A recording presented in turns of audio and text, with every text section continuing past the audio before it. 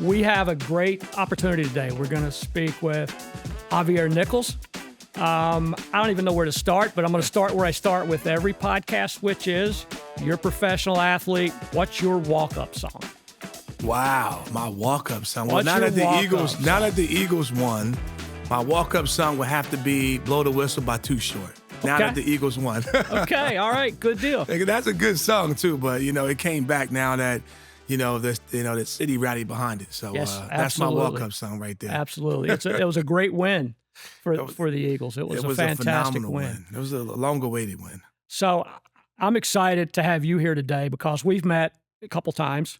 And I've been on some of your, maybe even unbeknownst to you, I've listened to some of your workshops for scripting, things like that.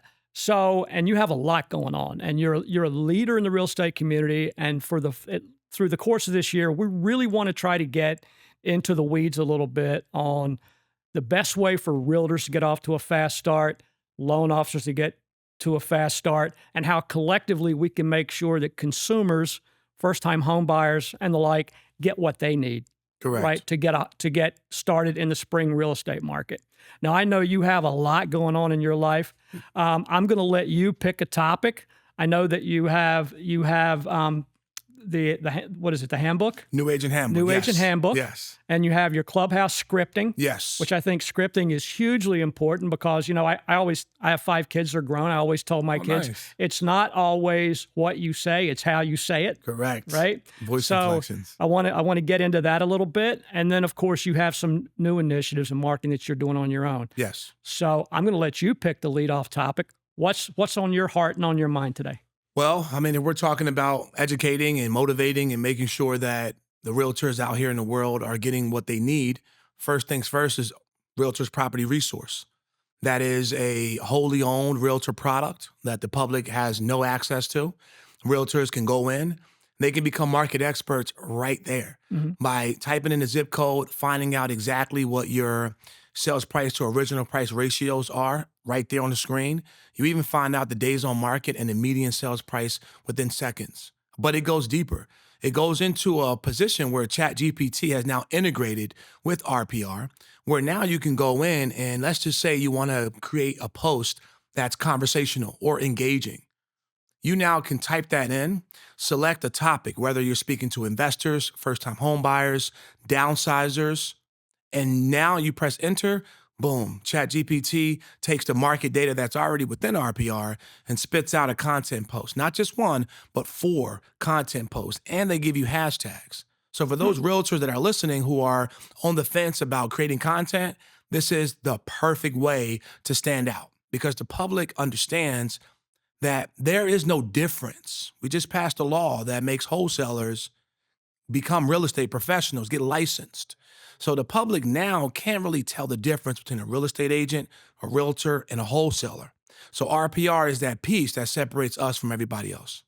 Wow, that's exciting. So that has nothing to do with multiple listing service or anything like that. This is just a service specifically for realtors, but you have to have the credentials to even get Correct. into it. Is that correct? 100%. So you must belong to the national, local, and your state association of realtors. You have to be a realtor. So it's both informational. Yep. And it provides content to, so it really serves 2 purposes, at least 2 purposes, maybe 100%. more, right?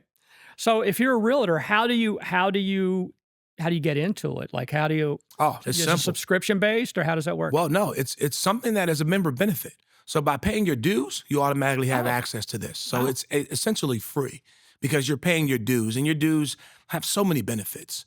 But RPR is one of those things that are underutilized. Most realtors and brokers that I train on this never even used it. And if they did, it was years ago where they only used it for comps. But now we're not just using it for comps because, as I told you, you can create content posts on there, but you also can create market activity reports, neighborhood activity reports, and the neighborhood reports give you demographics. It even gives you understanding of what the people in your community do for work, how they travel to work, how they vote. These things are very important if you want to learn how to communicate properly to your community. And it's a micro-based system, so you can go macro with it, or you can go micro with it. So it's really impressive. And it's good for commercial as well. So it's really something that's been around and Yep, realtors have had access to, underutilized, and has been transformed by technology. 100%, Okay. That's a 100%. beautiful thing. I'm sure that's a thing a lot of our realtors didn't know. Yeah. And you use it daily, weekly. How often do you find yourself? I use RPR. I mean, I would have to say at least 3 or 4 times a day because not only am I an instructor, I'm a certified RPR trainer. Oh, We okay. actually have a meeting tomorrow for RPR All Stars where we're going to just be going over new market activity reports and how they're going to be taking advantage of using some of the new data. And you mentioned the MLS earlier. So one good thing about the RPR is that you can actually type in your MLS ID, and now it integrates the data from your MLS. And if you belong to multiple MLSs, you plug them all in, boom. You now have access from all your MLS data on the RPR so you can make sure it's the most accurate. Okay. So this sounds like it's one piece of what you incorporate into Yes. the new agent handbook, right? Is that fair? Yes, yes, that's one pillar. Okay. So then what else is in the new agent? Well, what is the new agent handbook? Is that So, your yes, baby? yes, it's my wife and I's baby. We created it during COVID. Hmm. When I first got into the industry in 2017, I was in the car business for a very long time. Number one in sales was Sussman Automotive, which is no longer there, and then we have McCafferty, which is now purchased by Fred Beans. And during that, when I first got into the industry, I realized that agents were the product of brokerages. It wasn't the way that we thought. When we go through real estate school, you come in and you realize, okay, I'm gonna go out and help my community. But instantaneously, you realize that your broker wasn't giving you the knowledge Hmm. that you really needed. Not faulting the brokers because they are belonging to a franchise that want to keep people within. So things like the HUD Home Store, RPR, you know, script and role play practice, these things are not hammered down immediately. So that's what we focused on. So I started my master class in 2017, and the master class was basically for new agents, Hmm. as I was a new agent. I wanted to learn. But I started to realize that most agents were not salespeople. They didn't consider themselves as salespeople. They looked at salespeople as like gritty and like, icky, you know? So I had to rebrand And what a some of them sales. are. Oh, absolutely. Absolutely. When It's you're not. looking It's at, not a totally yeah, unearned yeah. frame of That's reference for 100% salespeople. true. Salespeople are very icky in the wrong environment, but you want to place this in our environment, realtors. We are here to empower our community, but we are here to make sure that the process works across the board. So that's what we did. We incorporated HUD Home Store, which is another one of our amazing specialties that we teach and train on. And then we incorporated linguistics. I started to realize that when I brought up going over having conversations and, you know, practicing how to deal with objections, most people were not dealing with them. They were going over scripts. They were reading them like robots. So we wanted to take that away. And we didn't create this. I believe someone else did, but script to dialogue. Hmm. So we removed scripting. We did script to dialogue because you want to have a conversation. You don't want to sound like a robot. So those are one of the pillars, the 3 pillars that we use for New Agent Handbook. And then we wrote a book. Necessity is the mother of invention, right? Yeah, it's an ebook. So we wasn't looking for $1 million out of the ebook. We wanted to just give it to some people so they can have it.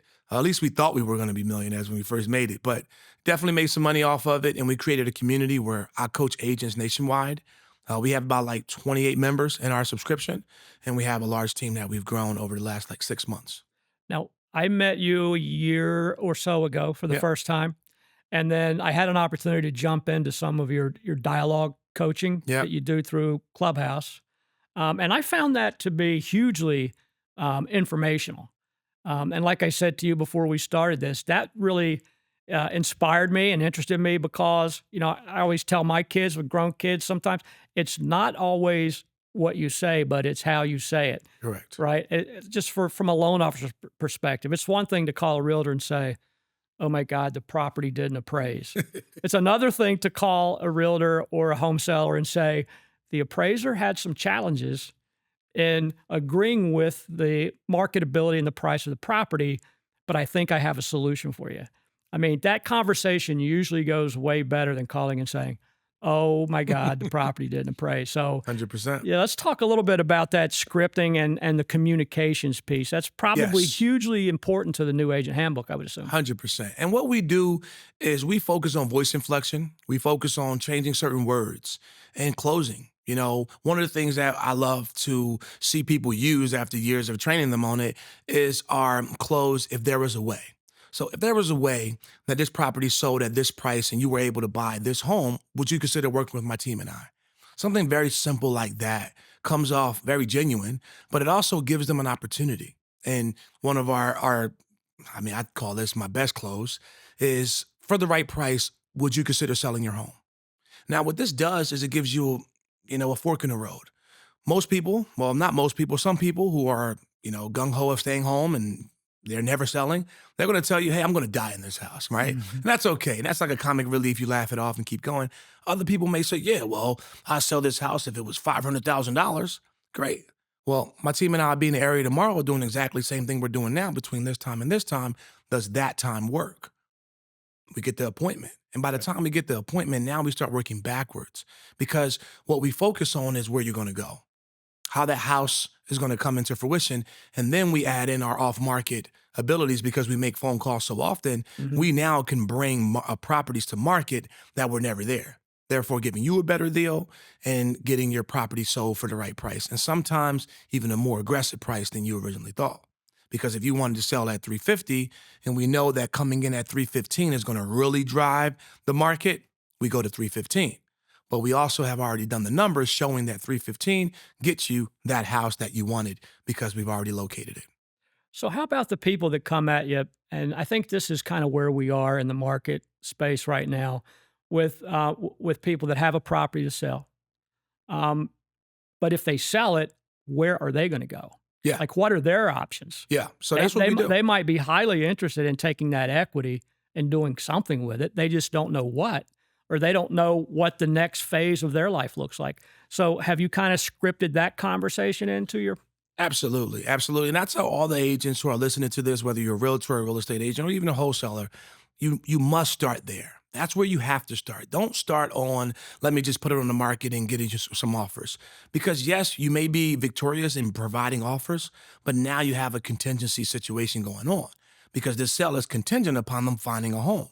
And if that buyer gets antsy a month in, you just wasted your entire time. So you must start at the very end. So that's where we come in, and that's where RPR comes in.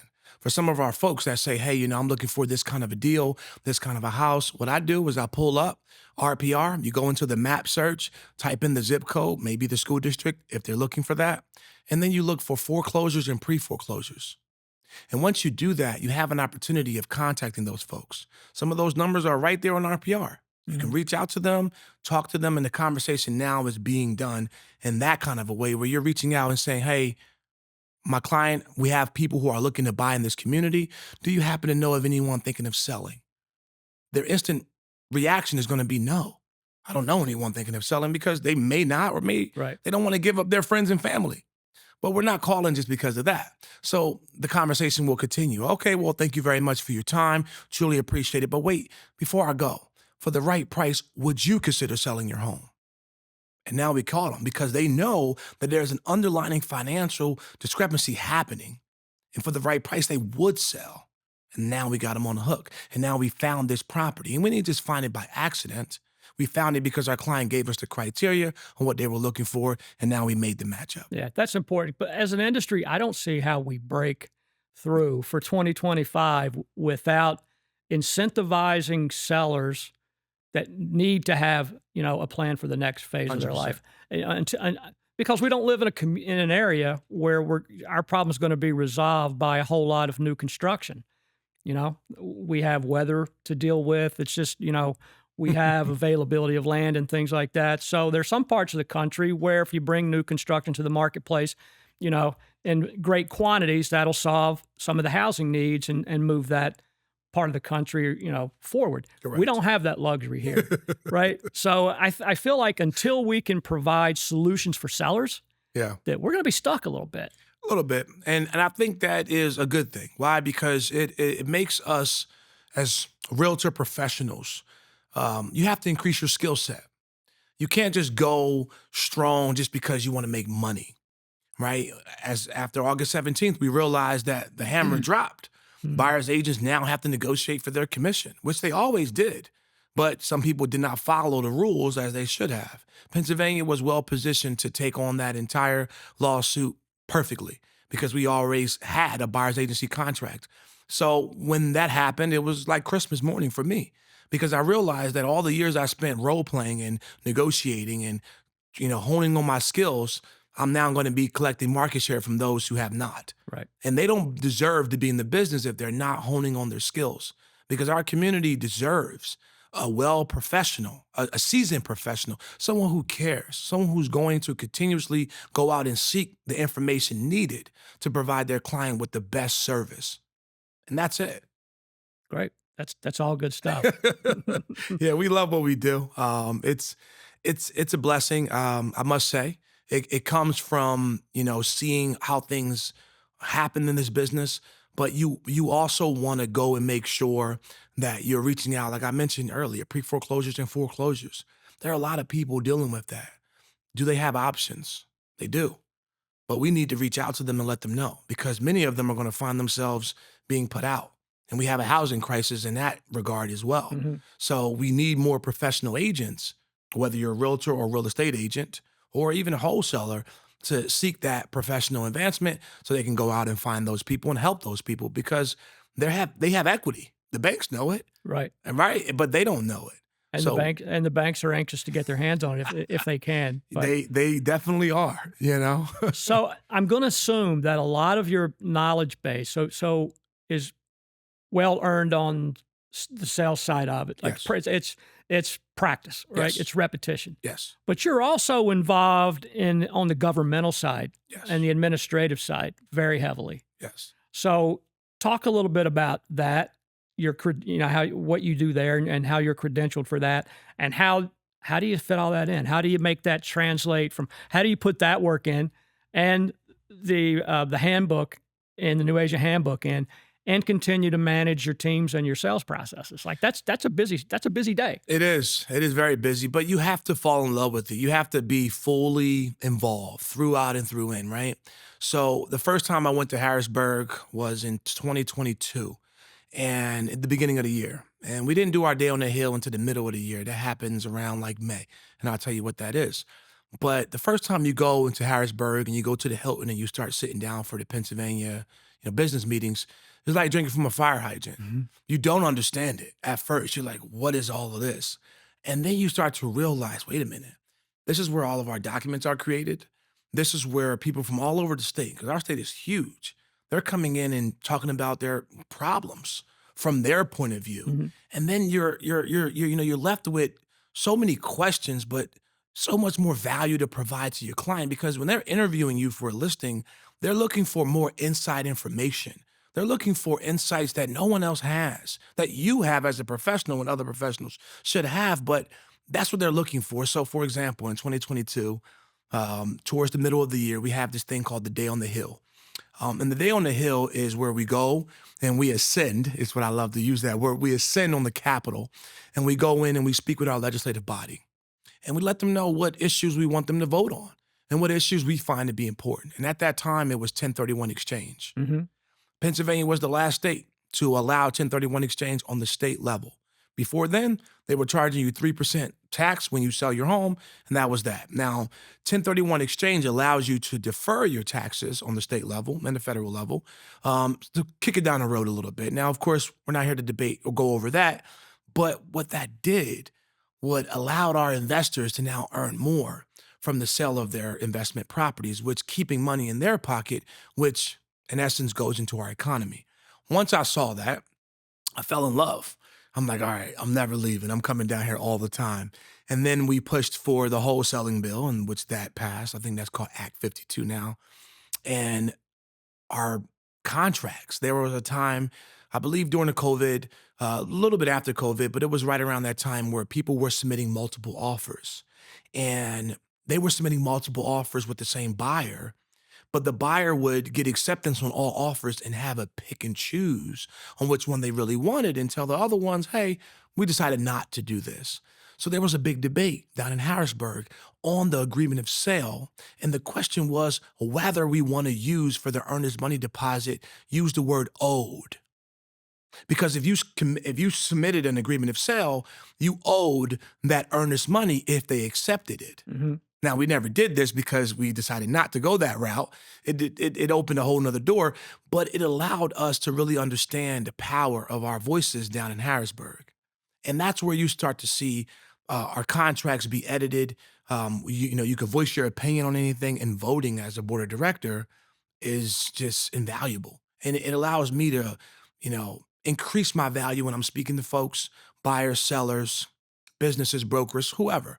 Because now we're speaking from a different level of I'm just here to make money. Right. Now we're here as economic developers. And now that changes things, especially in my community. It's very important. Well, I mean, I've always felt like if you're the only way you can become a subject matter expert on anything is if you're part of the process. Yeah.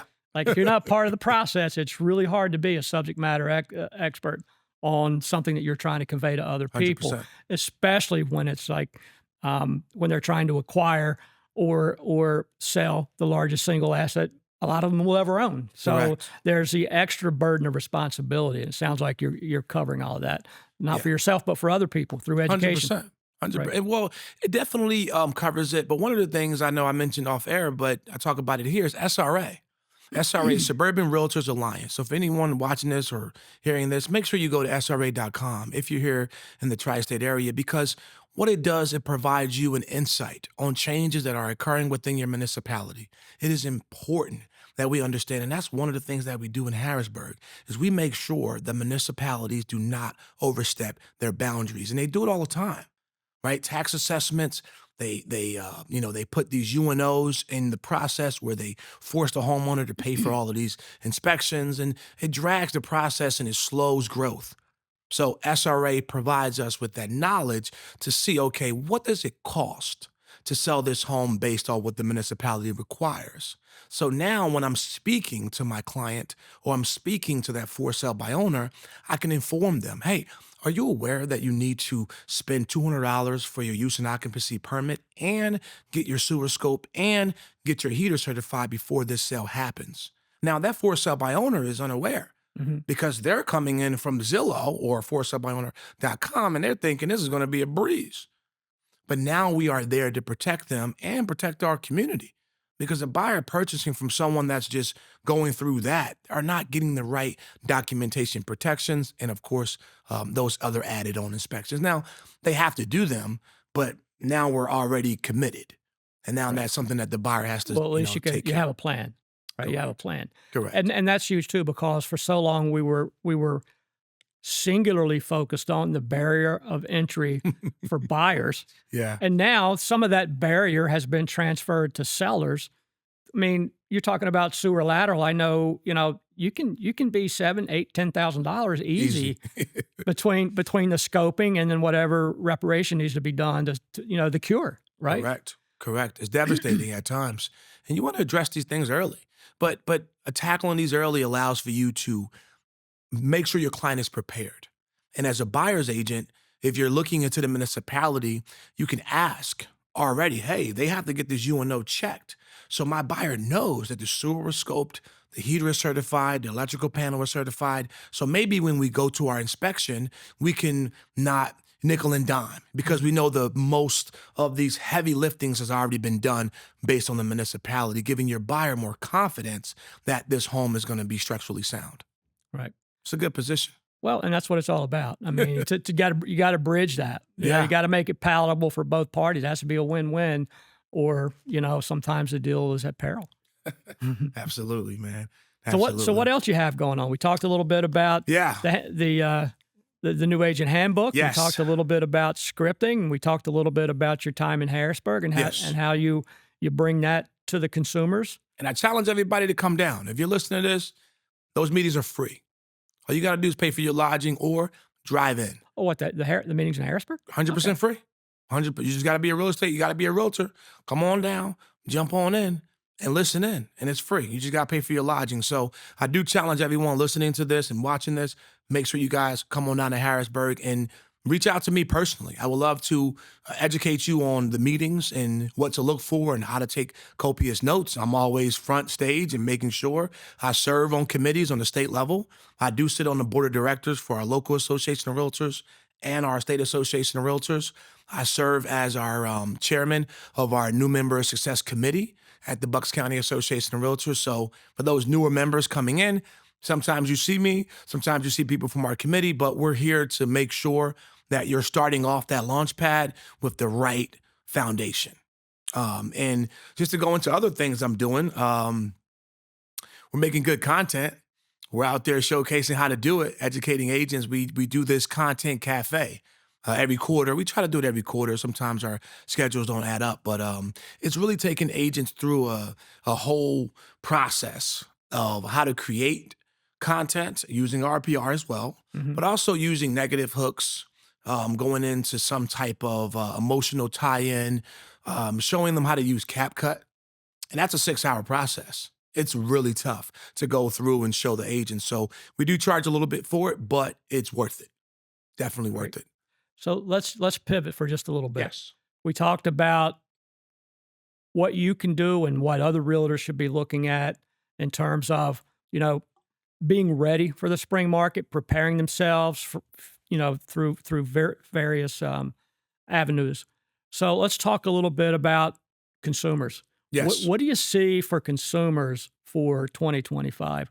What do you see for people? I feel like there's a pent up demand for housing. I feel like rentflation is real. Yeah. I think we're getting back to that scenario in some areas where it's almost cheaper to buy than it is to continue to rent. Yeah. So what are your thoughts on consumers? Let's bring some information to the consumers on what they can do to get started, because most of the consumers, first-time home buyers I talk to, it's the same conversation. They legitimately don't know where to start in some cases. Yes. So for consumers, one of the first things I want to say is make sure you sit down with at least 3 or maybe 2, I say 3 realtors or maybe real estate agents, depending. You want to ask these differences. So I think for consumers, my first thing is to make sure that you're asking if a person is a realtor or a real estate agent. Now, I'm not here to put down real estate agents, but I do want to highlight being a realtor. We do. Can you make that differentiation for Yes. consumers? Yes. So a realtor has a code of ethics. A realtor belongs to the state, local, and national association of realtors. And we provide different resources. We have different values. And most importantly, we have, as I mentioned earlier, the code of ethics. Now, a real estate agent is a person who does not belong to the association. Not bad or good.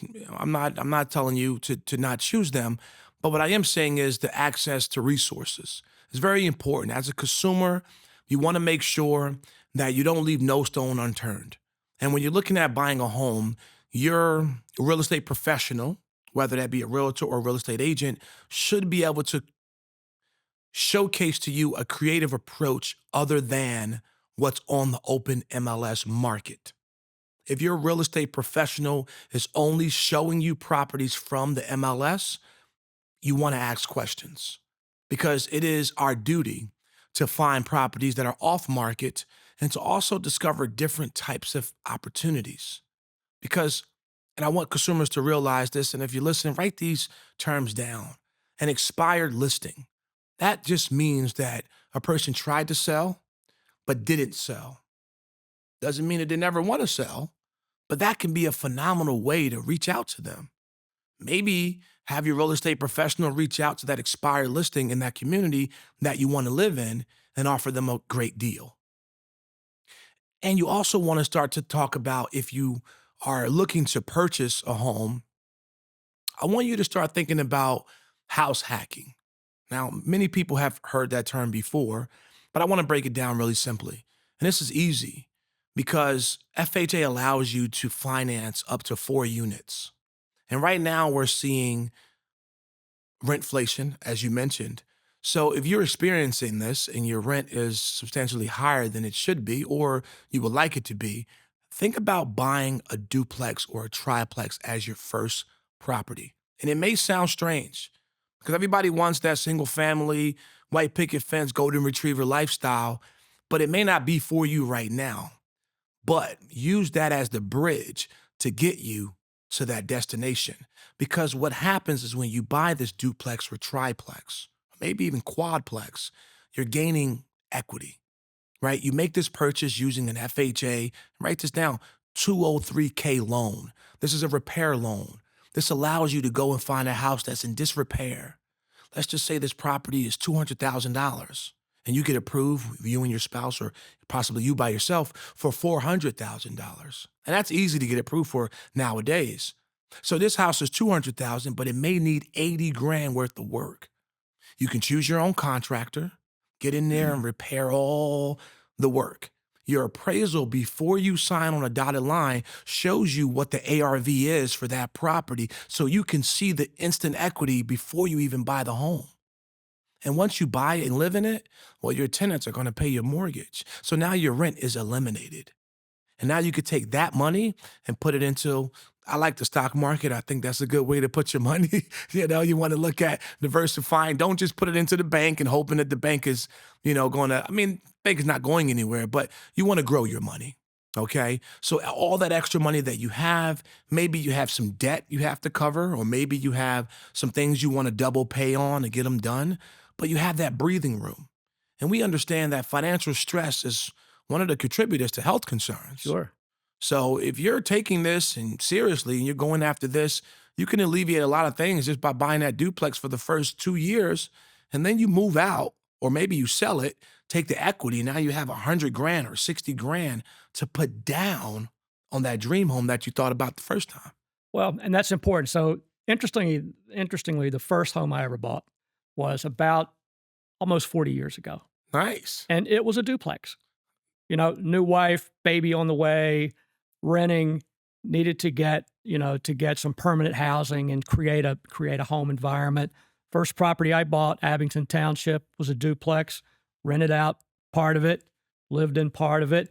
And they're not mutually exclusive. You mentioned buying a multifamily property and the 203K. So you can buy a multifamily property and use a 203K, right? Yes, so yes. You're really killing two birds with one stone. Correct. If you go down that road, and that's very, very feasible to do.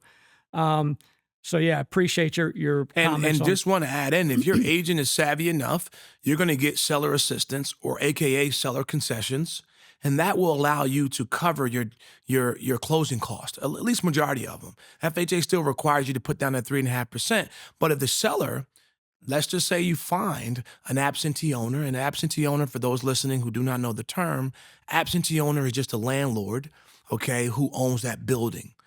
You can now reach out to absentee owners who are going through pre-foreclosure and foreclosure. Mm-hmm. Buy the home, get seller concessions, only bring to the table minimum, boom. Well, and there's so many first-time homebuyer products available that people just aren't aware of. I mean, as a broker, we have access to first-time homebuyer products that require zero down. Yes. An 80% first mortgage, a 20% second mortgage, So both good. amortized over 30 years. Yeah. And they're great deals. Yes. But it's a matter of education, letting people know that the products are there and that you qualify for that product. And the marketplace is a little bit muddy. It's difficult for consumers to find that agent who's willing to do these things, because everybody seems perfect. When you go online and you speak to people, everyone has it figured out.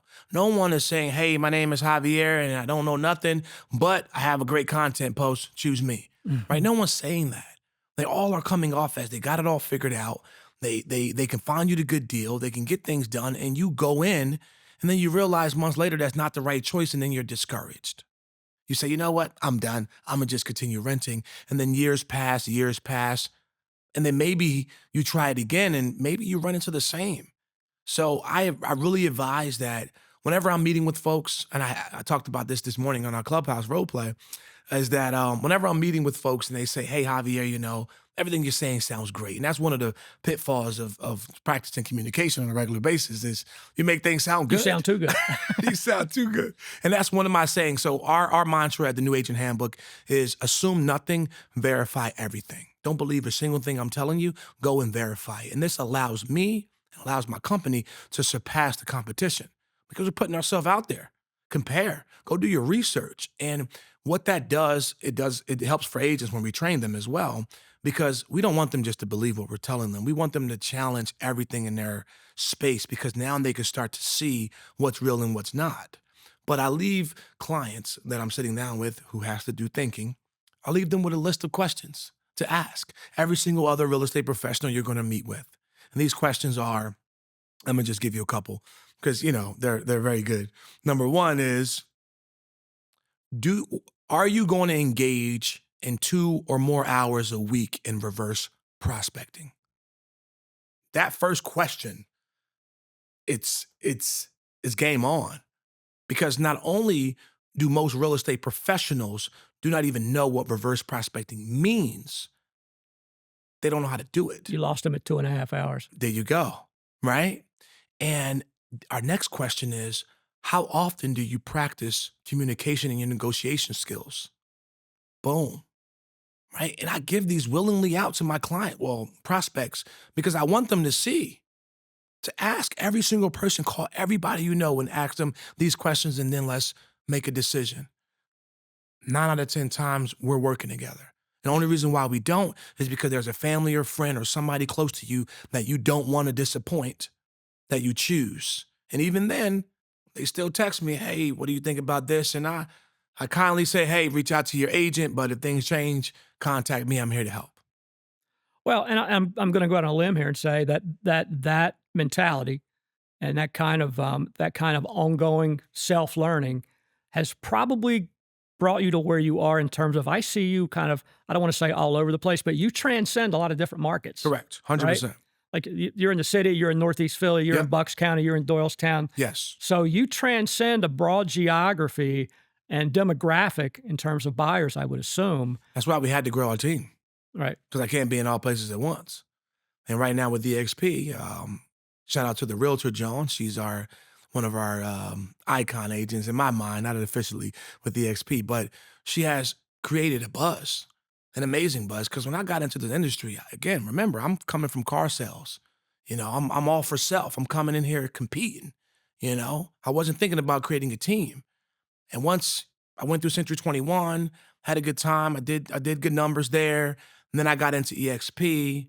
Things were good. I love that they have the stock advantages and all of that good stuff. But I sat down with Shari Jackson, and she goes by the Realtor Joan. That's her brand. Mm-hmm. I sat down with her, and we teamed up. And when we teamed up, she started to recruit agents in such a way that it blew me away. I started to realize I have a team now. And it's an unofficial team for those of you who are thinking and listening to this. I know you're going to look us up and see if it's a team. It's not a team. It's more of I call it a team structure, because I meet with them, I train them, and I incorporate everything that I do in my training, and I give it to them for free. So it's a mentorship group. It is a mentorship group, but they are in my downline. Okay. So their success is my success. Right. So giving them deals, helping them find deals. They are my subject matter experts for Philadelphia. When I don't know a community, we have a multi-unit right now in Overbrook. I don't know Overbrook, but one of our team members does. She lives in that community. She tells me everything that I need to know. And of course, she's good at what she does, but this allows me to enter into these markets and claim market share from those agents who are not prepared. It's not me personally, it's me with my agents. And I'm there with them to help coach them. So think of me of I don't want to look, it's kind of like a jetpack on the back of some of our agents. Now, again, they all bring the different values to the table. What I'm bringing is compliance, contractual, negotiations, and linguistics. That's what I'm bringing. They have the smarts. They have they already have the package. But coming in, and this is for those buyer's agents out there, when you're submitting an offer, and I'm going to give this out to you guys just so y'all can remember. Write this down if you really want to step your offer game up, because this is a lot of times why you're losing. And as a buyer, if you're submitting an offer with your agent and you keep losing and you don't know why, write this down as well. This is a couple of things that you want to include in your contract package. Number one, you want to make sure that you have a document called Seller's Reply to Purchase Offer. This document is an optional document. Sounds self-explanatory, It but does. It is self-explanatory. The seller has to reply to your offer in writing, whether they like it or not, because many of our offers never get to the seller. That's one of the dirty secrets about our right, business. that is true. Right? So as a buyer, as a buyer's agent, if you want to be seen as an agent who actually knows what they're doing, put this in your package. And when I say package, I'm not saying submit your offer with 50 different PDFs. Put all your stuff in one PDF. All right. And we do have the buyer's affirmation for acknowledgement, which is the BRFA, but that document is very, you don't really want to use that. It does the same thing, but that's a required document, not so much as an optional. And also the BFI, the buyer financial informational sheet. You want to include that. And as a buyer, if you're listening to this, make sure you're asking your agent to give that to you so you can complete it, because what happens is the seller sees this, and maybe you have two identical offers on the table, all of them both at the same number, same terms. They're both doing the same financing. This buyer is showing me what they have in their savings, what they earn. And now I'm understanding that this buyer has $45,000 and maybe $60,000 in Bitcoin.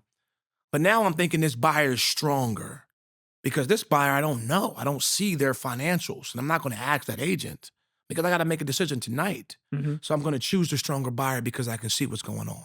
So 2 documents, seller reply to purchase offer and BFI, those will help you, and make sure your contracts and everything is in one PDF.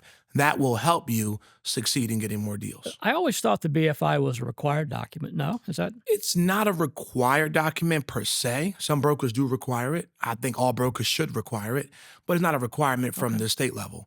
I believe everybody should have it. It's a very powerful document. And I even throw in, like I mentioned, cryptocurrency. I throw in that because the more the merrier, right? I don't care if you got Dogecoin, $1 million of Dogecoin, put it in the BFI, because the seller wants to know whether or not you can withstand this inspection, this process. Because if you go through the home inspection and the seller says, I'm not fixing anything, are you running for the hills because all you have is your deposit money? Or can you withstand this little hit? So I have to ask you this question, because Please. I'm in a text group of peers. It's originators. We talk about things. We help each other when we can. We work at different places. But this phenomena of cash buyers all of a sudden, like, what the heck? Where's all this cash coming from? I say the same thing. I mean, it's just mind-boggling. I had one this morning that said, that he had prepared a pre-approval for a buyer to make an offer, and they lost the deal on a $1.2 million cash deal. And he said it's not the first time this year that he's lost on a big deal that was a cash deal. Yeah. Well, I think there's a couple of different things. One of the things that I pride myself in looking up is the Census Bureau has a migration pattern map. And if you start to look at these communities that you work in, you can find out where people are coming from, down to the zip code. And some of them are coming up from New York, North Jersey, but a lot of this is equity from selling their homes. I mean, literally. I mean, when you see people who have lived, think about Brooklyn, for an example. You could buy a brownstone in Brooklyn no less than $1 million, but imagine buying that house back in the 60s and now selling it now, or maybe granddad bought it and you're buying, or you're selling it, whatever. You now have this cash. So I do believe that a lot of this cash flow that we're seeing are an influx from other states, and also from people cashing in on their equity in their existing homes. But I would imagine for a realtor, especially if you're the listing agent, that makes your job a little more daunting, right? You get a cash offer. Do you do more diligence on that for the protection of your seller? I have to, yeah. So beyond the BFI? Oh, absolutely. I mean, I need to see the money. I need to see it. The BFI is paper. It's just paper. It's there to influence, but it's not there to be the end all be all. So I do want to see the money in the bank account. Letter of intents don't fly with me. I want to see it. And the only reason why I want to see it is because if you have it, a lot of people have cash offers, but they are in different categories. Money may be in a 401k, money may be in some stock portfolio, money may be in investments that you're liquidating.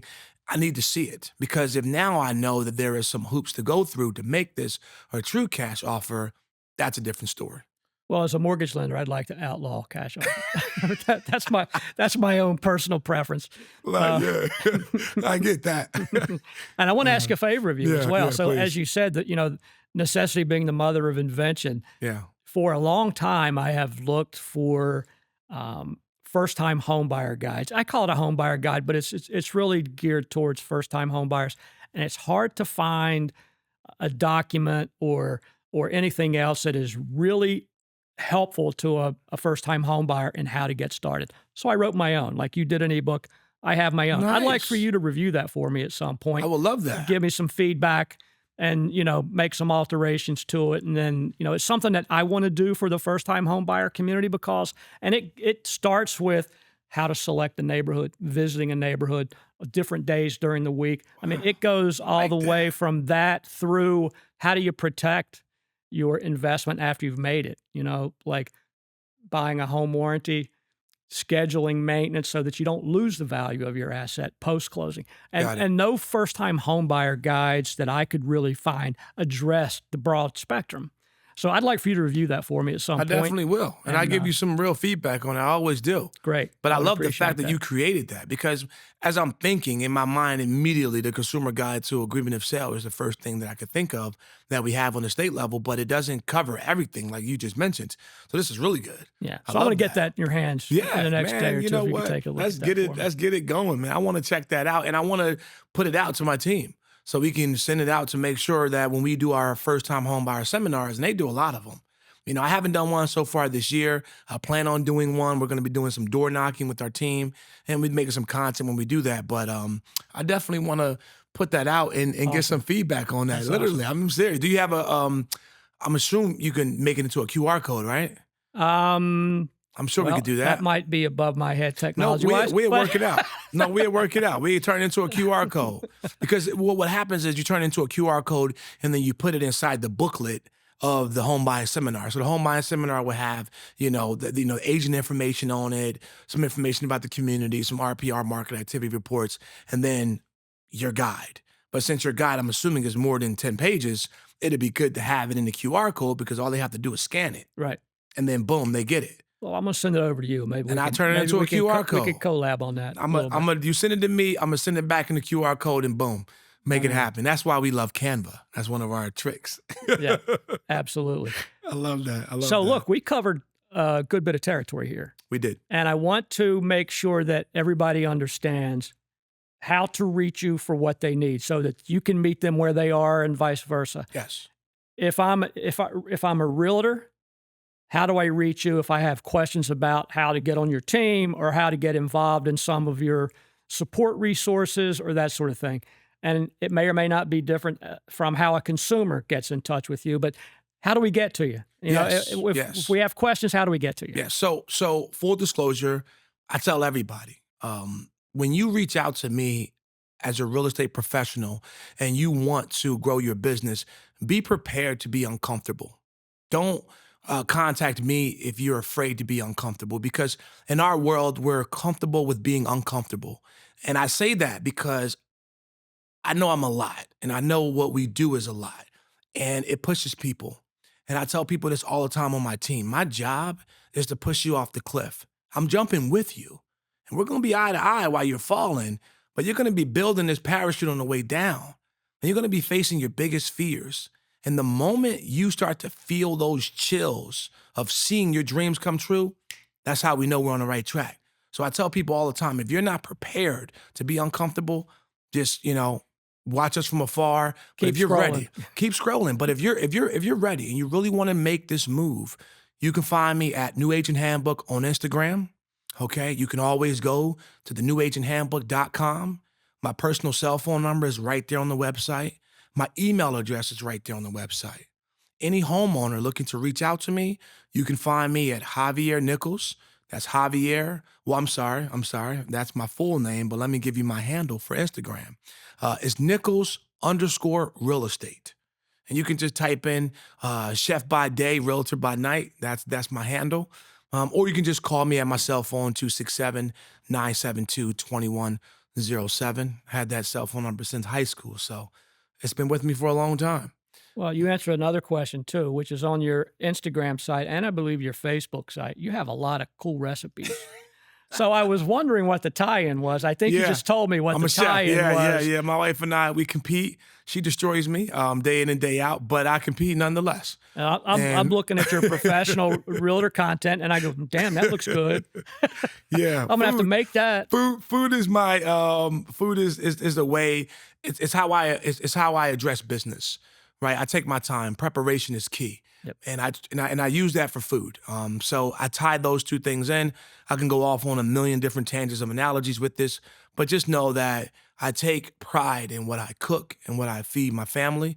My wife does as well, and I take pride in making sure that my clients have the right preparation and they have the right skill sets. I have the right skill set to make sure that the job is done perfectly. That's awesome. Hey, thanks so much for coming out and being with us today. I think we've accomplished our goal today, which is to let people know if they want to jumpstart 2025, we have an avenue for them. I do want to give them one last thing, though, in regards to the three-way agreement, okay? I know a lot of folks out there are hearing a lot of conversation and chatter about the three-way agreement, the state, the national, and the local association of realtors. And I want to be the first to tell you that the three-way agreement is essential. What you spend on your dues is minor compared to what we provide, what we receive from the associations. This is not coming from me as a board member. This is coming from me as a realtor. Just think about it. If that three-way agreement was severed and you had to hire a lawyer to generate your paperwork for every offer, not just the offers that you get, that you make, that you get executed, every offer, how much would that cost you? A lot of money. Yeah.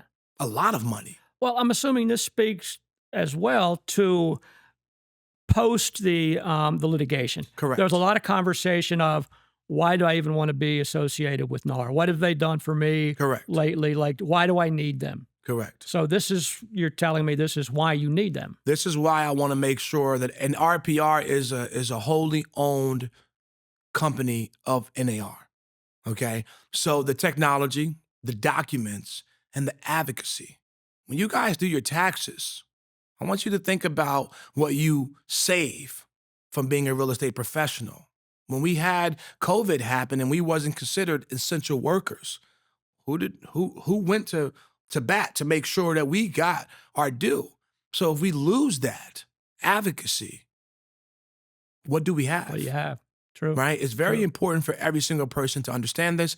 And if you have any questions, and this is for those watching and listening, any questions about NAR, PAR, or BCAR, which is the agreement that I have, reach out to me. I will love, and in any association for that matter, on the state and local level, reach out to me. I will love to provide you with the right resources so you can equip yourself and not make the mistake of leaving or not being a part of that three-way agreement, because it's so essential. It separates us from everyone else. Us realtors are the Four Seasons, and everybody else is Motel 6. That's my personal statement, not from anyone else. That's how I strongly feel about the differences of what we provide versus everybody else.